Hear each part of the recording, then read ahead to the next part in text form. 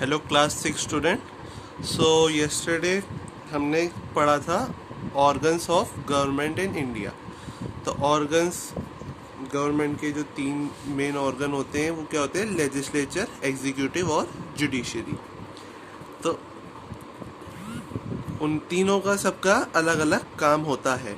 Legislature क्या करता है? Makes the law. एग्जीक्यूटिव क्या करते हैं? Implements the law. और जुडिशरी क्या करता है कि वहाँ के केसेस मतलब जो डिस्प्यूट होते हैं उनको देखता है जुडिशरी, कोर्ट्स। ठीक है, अब हम पढ़ेंगे levels of government in India. अब इंडिया में जो गवर्नमेंट है उसके अलग अलग levels. India is divided into 28 states and 9 union territories.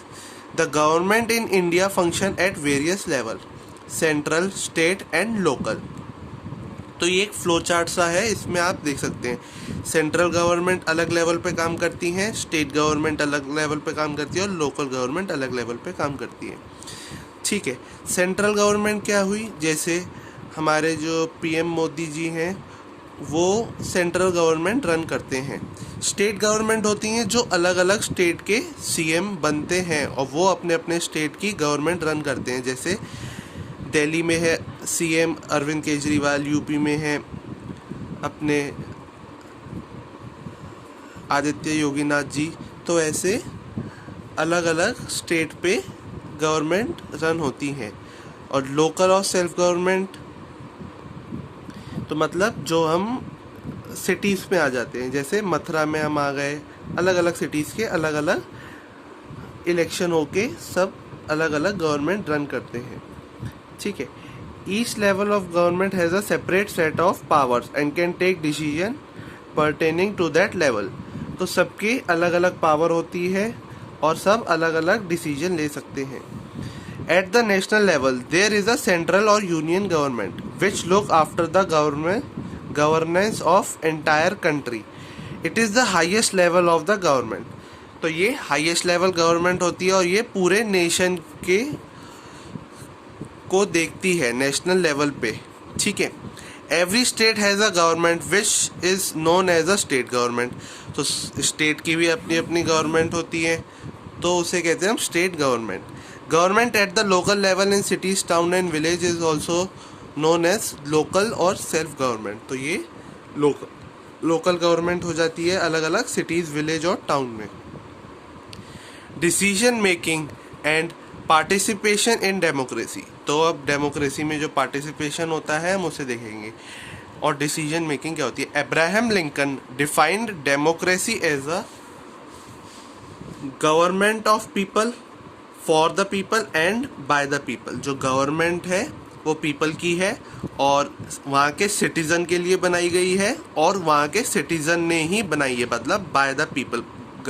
Government को सिटीज़न ने ही अपनी गवर्नमेंट को चुना है।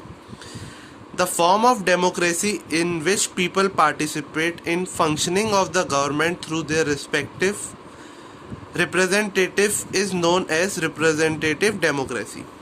तो जो गवर्नमेंट फॉर्म होती है, डेमोक्रेसी मतलब क्या होता है? कोई भी अपनी गवर्नमेंट फॉर्म, मतलब कोई भी सिटीज़न किसी को भी वोट कर सके, वो डेमोक्रेटिक होता है। तो इसमें क्या होता है कि वो अपनी रिप्रेजेंटेटिव गवर्नमेंट को चूज कर सके। In representative democracy people elect their leaders और representative through universal adult franchise. मतलब कि सब जब एडल्ट फ्रेंचाइजी मतलब 18 ईयर्स से अबव हो जाते हैं तो वो इंडिपेंडेंट हो जाते हैं, किसी को भी वोट कास्ट कर सकते हैं। In India, all adult citizens who have attained the age of 18 years are entitled to vote. तो जो भी सिटीजन 18 ईयर्स एंड अबव के हो गए हैं वो हो गए हैं entitled to vote. The right to vote is called suffrage और franchise. Today all democratic countries enjoy universal adult franchise. तो मतलब सबको ये पसंद है। Let's learn more the suffragette movement. Stereotypes and prejudices had for a long time denied women the right to vote. It was believed that the woman should stay at home, looked after the family and the household. So students, पुराने ज़माने में क्या होता था कि जो women's थी उनको राइट टू वोट नहीं था। ये माना जाता था कि वुमेन्स को घर पे रहना चाहिए and look after the family. तो ये रूल को 1800 में एक मूवमेंट बिगेन हुआ, the suffragette movement began in west in 1800। It was the name given to organise struggle of women to fight for the right to vote. तो इसमें fight किया गया कि वुमेन्स भी, उनको भी राइट है वोट करने का। This struggle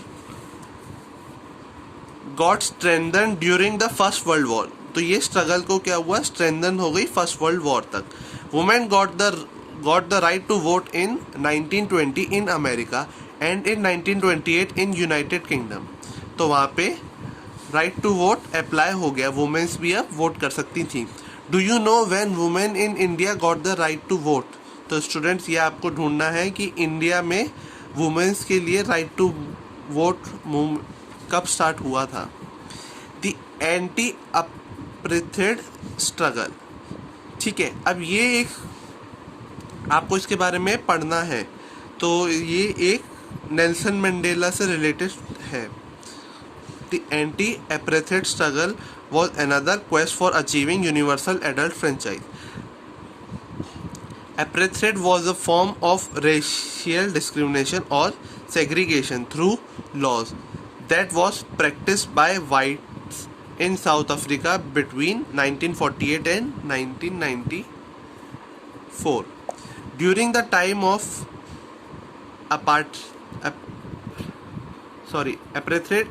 the so-called whites and the black had to live in separate areas. तो पहले क्या होता था कि वाइट और ब्लैक्स अलग अलग पीपल रहते थे।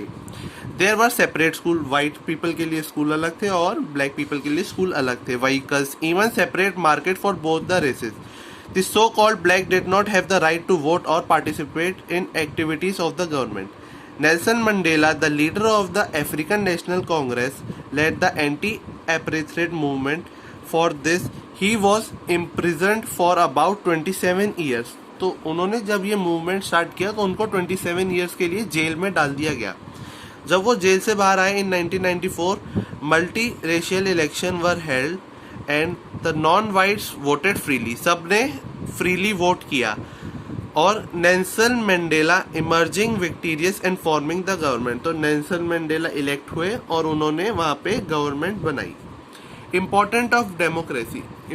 डेमोक्रेसी की क्या इम्पोर्टेंस होती है? Democracy is considered the most suitable form of government because it is the people government. तो ये क्या है?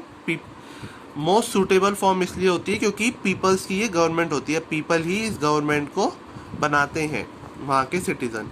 दे have the right to change the government. उन पे राइट होता है कि वो अपनी गवर्नमेंट को कभी भी चेंज कर सके। It ensure that people needs and aspiration are met. जो पीपल की नीड्स है एंड एस्पिरेशन है वो गवर्नमेंट उन्हें फुलफिल कर पाए।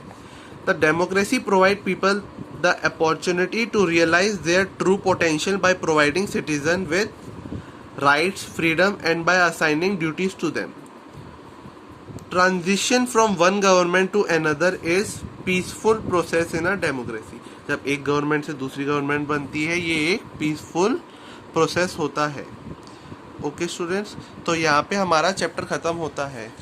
Thank you.